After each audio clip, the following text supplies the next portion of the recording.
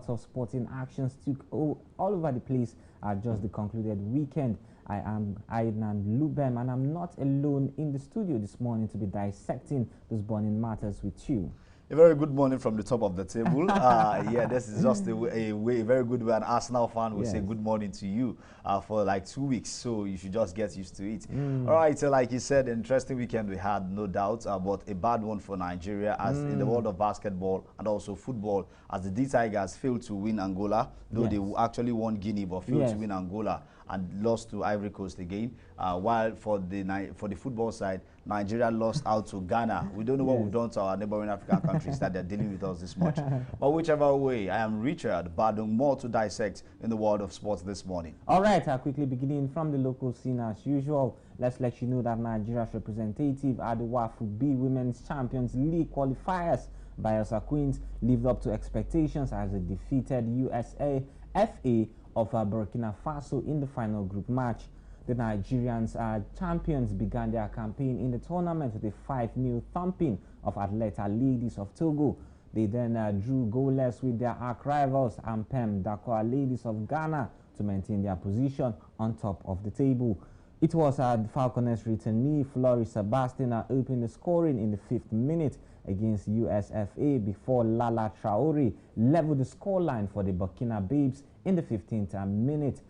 Team Edidong made 2-1 for the Bayelsa Queens in the 38th minute and seized control of the match going into halftime. Congratulations to the Bayelsa Queens. Of course, they've done us so proud, I think, getting 7 points, you know, winning their first game 5-0. The second one was a goalless draw against the Ampwa Dako of Ghana. While coming to the second game, in the third game, I mean, they went ahead to thrash, to actually thrash that very side, the USFA of Burkina Faso. That shows that the NWFL has so much quality in it, and we expect to see this quality should, in case they qualify for the Mundia itself, that is the second edition of the Women CAF Champions League that will be taking place. Remember, Rivers Angels, you know, were the team that was the team that represented Nigeria last season. Now, Bayelsa Queens might be going there. But before we move out, still talking about women football. When you mentioned Floris Sebastian, I now remember the fact that Spain did very well to defeat Japan by 2-1 in the Under-20 Women World Cup there in Costa Rica for them to be champions of the tournament. It was a lovely one, a dicey one between the two sides, but Japan, who were defending champions, lost out to Spain. 8 years ago, Spain lost out to Japan. I mean, 4 years ago, Spain lost out to Japan, and now they are back again. Spain is back with the same technical crew, the same staff, the same players. I mean, different players this time, but the same technical crew and staff actually did this job for them. Nigeria would have sacked you for losing in the finals. Remember, we don't want to hear lose at all. Like, it's always a win-win all the time. So for me, I think for the ladies, they've done beautifully well, and for the Under-20 Women World Cup, congratulations to Spain. All right, talking about winning and losses, Nigeria lost to the Ghanaian counterpart against the Black Galaxies, which proved abortive as they tried to win when they suffered defeat in Cape Coast. The first leg of the final round of the championship of the African nation was on Sunday, and of course it took place at the Cape Coast Stadium in Ghana, and it was the hosts that carried the day.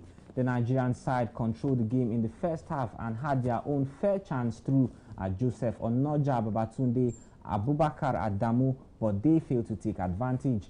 The hosts came back stronger and better in the second half, and their effort paid off earlier as they were awarded a spot kick. Yes, with the result, Super Eagles now have a mountain to climb as they must score 3 unreplied goals against Ghanaians in Abuja next weekend to have a chance of progressing to the CHAN competition that will be held in Algeria next year. Now, this leads us to the question, is the Ghanaian Football Association better than the Nigerian Football Association? I will disagree with that, with anyone that will say it is better. But let's look at it from this side. But let's look at it from this angle.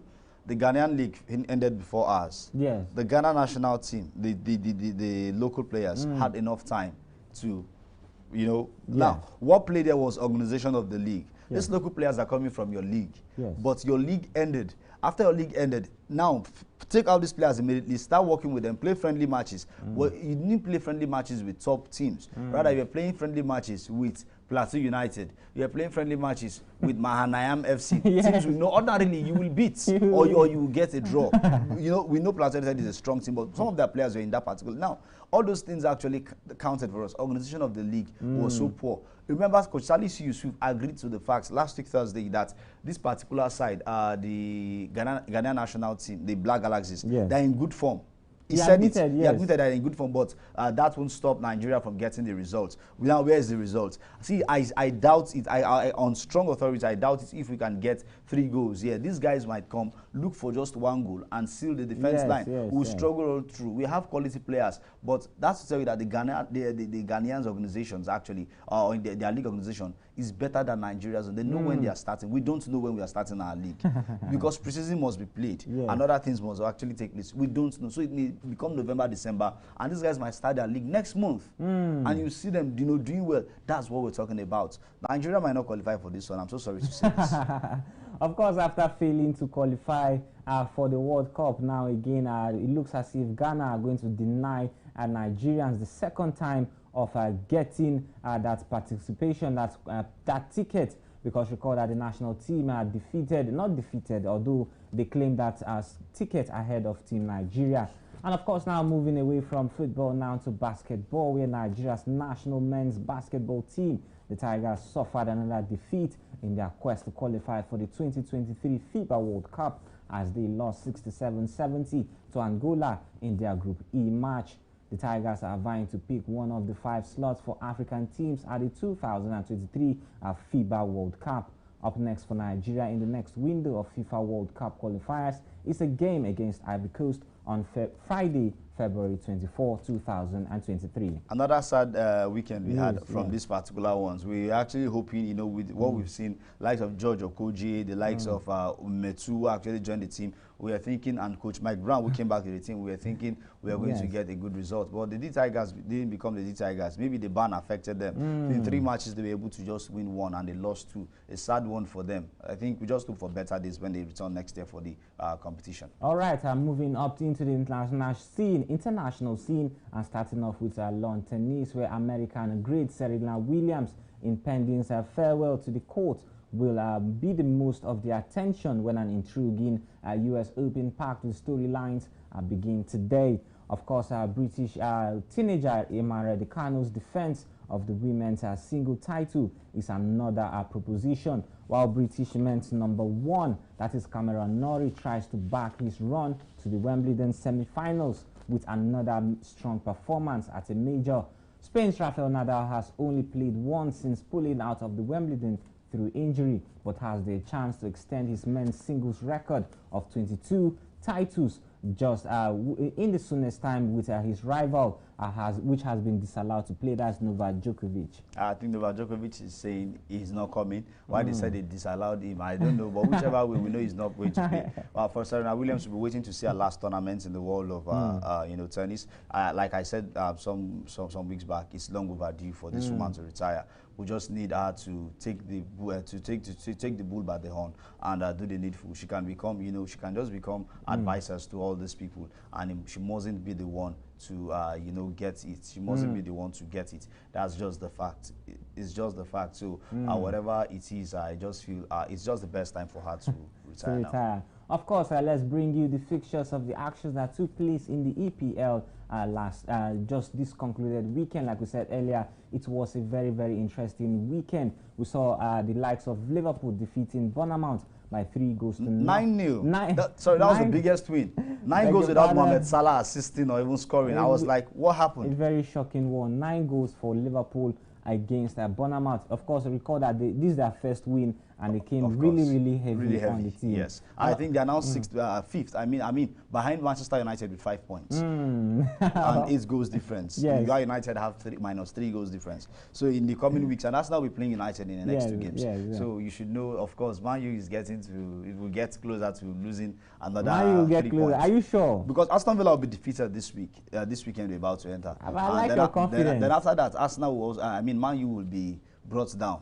I don't know. You understand? I like your confidence. Because there's one man there, Gabriel Jesus, that will surely do the dirty job. All right. Yes. And just to counter you, don't forget that Manchester United are close to completing the deal of the Brazilian, that is Anthony from Ajax, to the club Old Trafford, that's Manchester United. And let's see where, perhaps by that time he will come and I will hear what you say. I'll hear your own side of the story. Well, Napoli striker Victor Osimhen is also expected to join United this weekend before the transfer of the transfer closes on Wednesday. According to what we've heard, from a reputable source, Ronaldo's agent George Mendes has told the Serie A giants to expect a massive offer for the Nigeria international. 120 million euros is what they are bringing out for this man. But Mendes has been working to secure a move for Ronaldo, who wants to play in the Champions League this season. But for me, I feel Napoli don't need Ronaldo. Osimhen is a better player for now. That's just the truth. 37-23. You have more prospects with Osimhen than you have with Ronaldo. Osimhen can stay there for 5-7 years. Ronaldo cannot play for. He's 37 now.